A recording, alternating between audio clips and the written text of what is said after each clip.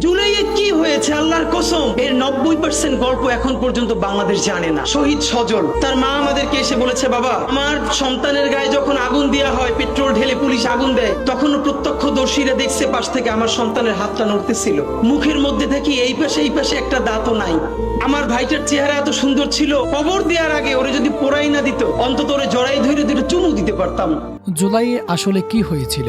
আল্লাহর কসম, আজও পুরো সত্যটা এই দেশের 90% মানুষ জানে না। কত মা আজও জানে না তার সন্তানের শেষ মুহূর্তটা কেমন ছিল। কত বাবা আজও অপেক্ষা করছে হয়তো একদিন দরজায় কড়া নাড়বে তার ছেলে, অথচ সে ছেলেটা হয়তো অনেক আগেই আগুনে পুড়ে ছাই হয়ে গেছে। এক শহীদের মা কাঁদতে কাঁদতে বলেছিলেন, বাবা আমার সন্তানের গায়ে যখন পেট্রোল ঢেলে আগুন দেওয়া হয়, তখন পাশের মানুষ দেখছে সে বাঁচার আকুতি করছিল।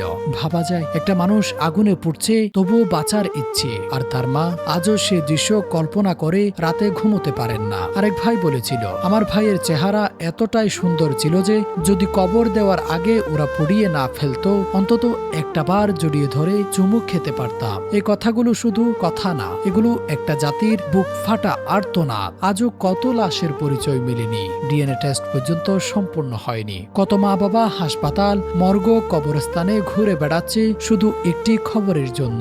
কেউ হয়তো অপেক্ষা করছে তার ছেলের জন্য, কেউ ভাইয়ের জন্য, কেউ স্বামীর জন্য, কেউ বাবার জন্য। কিন্তু সবচেয়ে ভয়ঙ্কর ব্যাপার কি জানেন? এই মৃত্যুগুলো শুধু মানুষকে কাঁদায়নি, মানুষকে একও করে দিয়েছিল। এক কলেজ ছাত্র নিজের গায়ের পতাকা খুলে এক কওমি মাদ্রাসার ছাত্রের রক্ত মুছে দিয়েছিল।